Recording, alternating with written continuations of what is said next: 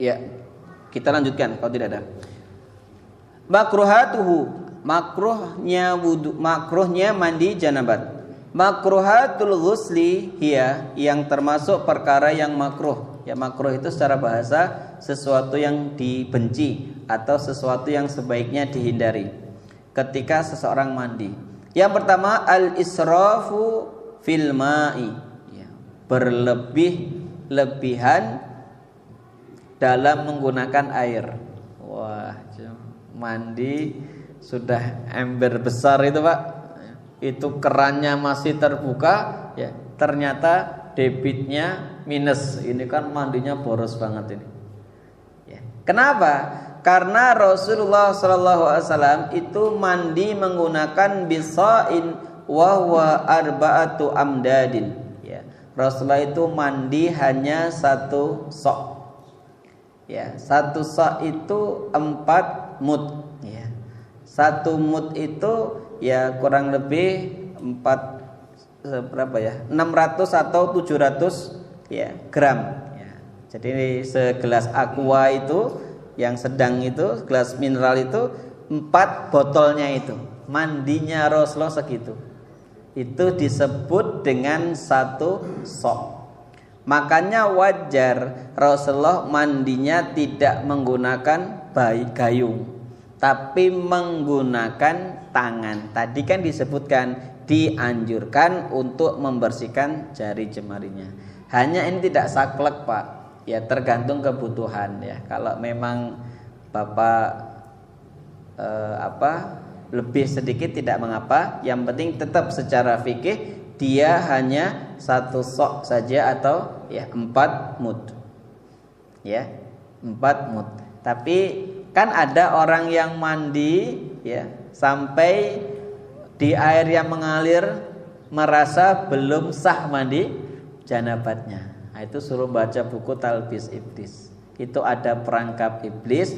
Orang-orang yang mandi sudah habis seember gede, kerannya masih mengalir, tapi merasa belum sempurna mandinya. Itu kena bisikan atau perangkap iblis. Iya, jadi ya disesuaikan sajalah. Ya, jangan terlalu banyak. Ya, sedikit sekali juga bisa jadi tidak merata. Jadi secara cukup saja diukur masing-masing. Ya. Nah, berlebih-lebihan menggunakan air ini, ya, dia berlaku pada mandi dan berlaku pada wudu. Makanya Imam Al-Bukhari membuat sebuah kaidah min fiqhi rijalil mar'i qillatun wulu'ihi bil ma'i. Termasuk tanda dalamnya pemahaman fikih seseorang di saat mereka menyederhanakan, mensedikitkan penggunaan air dalam mandi dan wudu. Nah, jadi kalau ada 3 orang itu, Pak, wudu, yang paling pol gitu ya, bukanya keran, itu berarti fikihnya yang paling pemula. Tapi yang paling sedikit dan sederhana membukanya, ini fikih bab toharohnya sudah belajar ini. Minimal sudah hatam bab wudu.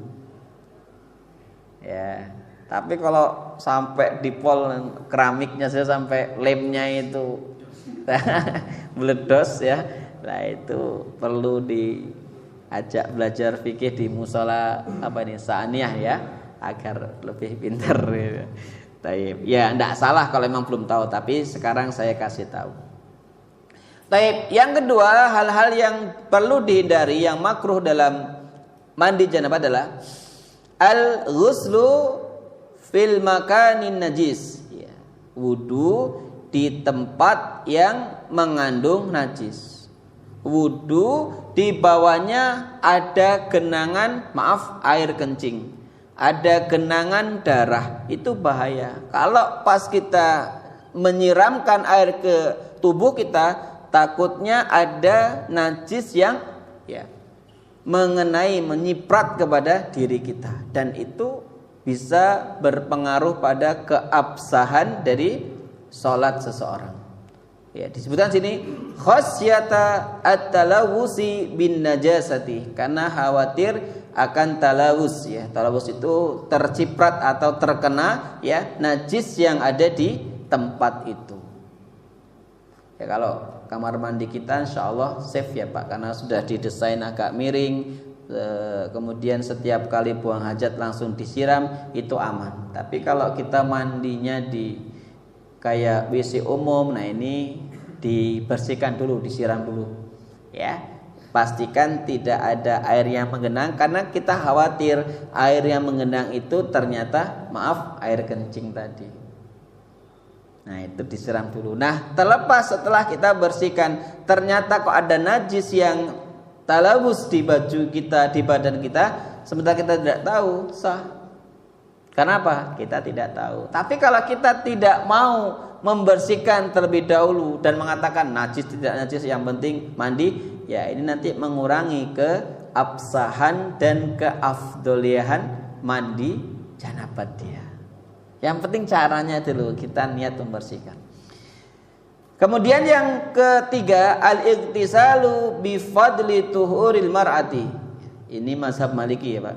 Ya, mandi dengan sisa mandinya istri, ya, istrinya. Ya, jadi ada bak, kemudian istri kita mandinya pakai tangan, gitu ya, bukan pakai gayung ya Pak. Apalagi ada kerannya gitu enggak.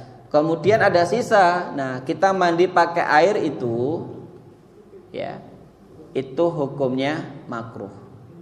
Tapi kalau kerannya mengalir, tersisa di situ, dan kita tahu bahwa ketika istri kita mandi kondisi kerannya itu mengalir, boleh. Itu maksudnya adalah, yang dimaksud oleh mazhab Maliki makruh adalah ketika dia mandi menggunakan tangan kemudian tersisa di situ. Karena memang mazhab Maliki ini menggunakan kaidah namanya air musta'mal. Ya, air musta'mal, air yang telah dipakai atau sisa. Ya, itu menurut mazhab Maliki memang sebaiknya dihindari. Tapi kalau kerannya dibuka, kemudian istri kita pakai gayung mandinya, bahkan pakai shower, dan sisi yang ada di showernya itu ya tidak berpengaruh sama sekali, boleh. Itu maksudnya kalau mandinya menggunakan gayungnya itu tangan, bukan alat. Nah, ini jadi kita harus tahu sebab ilah hukmi, mengapa ini hukumnya makruh. Yang keempat, al-ightisalu bila satirin min haitin, ya, mandi tanpa penghalang, tanpa penutup, baik tembok atau yang lainnya. Jadi tidak boleh mandi di kali,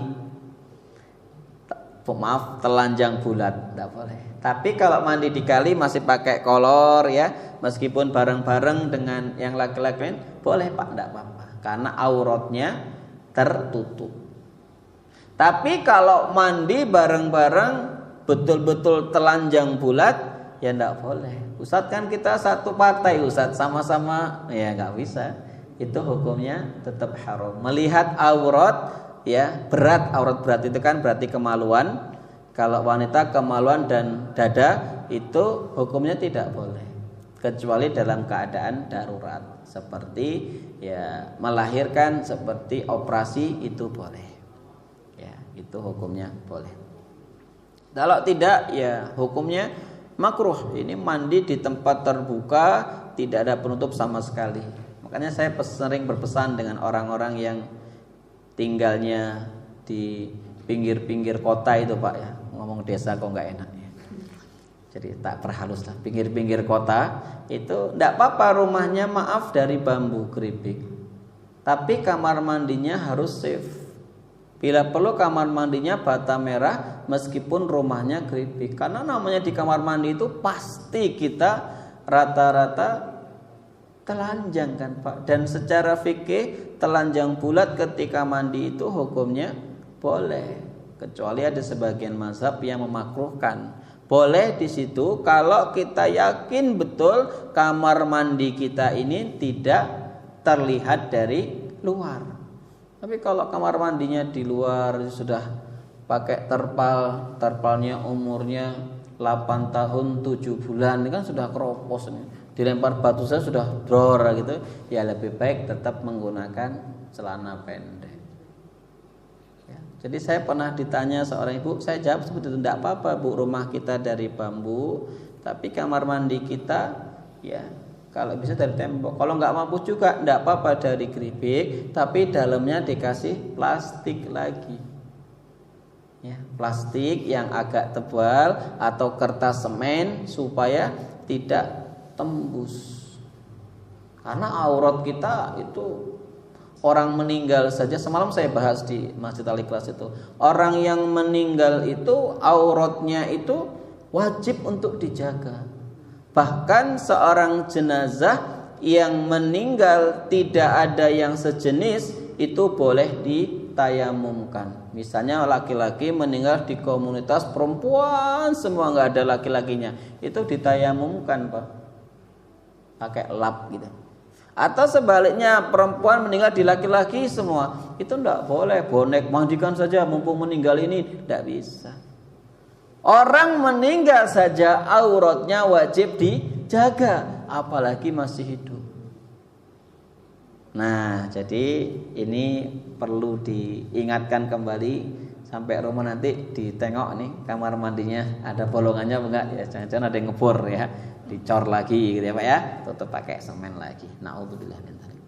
Baik, kemudian yang kelima, al-ightisalu fil ma'i raqidi. Mandi di air yang menggenang. Biasanya kalau di hotel itu kan ada Pak ya, kayak bak itu. Nah, itu kalau untuk mandi santai boleh, tapi kalau itu diniatkan mandi junub, makruh Pak hukumnya. Dalam artian ketika kita mandi dalam keadaan junub ya.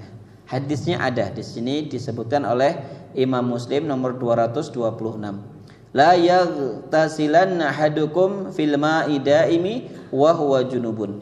Janganlah salah seorang di antara kalian mandi dengan air yang daim. Daim itu diam, tidak mengalir ya. Wa huwa junubun, sementara dia dalam keadaan junub. Tidak boleh. Makruh. Tapi kalau mandi biasa, bukan mandi janabat, boleh. Atau boleh seperti tadi, mandinya pakai bak tadi, tapi setelah itu dibilas pakai air yang mengalir, boleh. Kan kadang kita lelah itu enak Pak mandi pakai air hangat itu Pak ya. Itu enak ya, sambil kita tiduran airnya dipenuhi itu ya, untuk menyegarkan dan kendorkan urat-urat itu paling enak ya. Jadi kita perjalanan jauh, naik pesawat sekian jam, 8 jam itu masuk hotel, itu berendam dulu pakai air hangat, itu cepat sekali netralnya. Nah, sering saya seperti itu. Tapi kalau kondisi junub boleh, tapi setelah itu tetap disiram pakai air yang mengalir. Kenapa Ustaz? Karena dikhawatirkan ada kotoran yang menempel. Tapi kalau mandi biasa,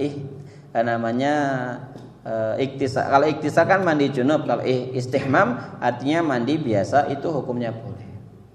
Ya, jadi itu boleh Pak ya, seperti itu. Tapi kalau untuk mandi junub sebaiknya dihindari, karena memang disebutkan di sini alladzi la yajri, yakni air yang tidak mengalir. Wallahu a'lam bishawab.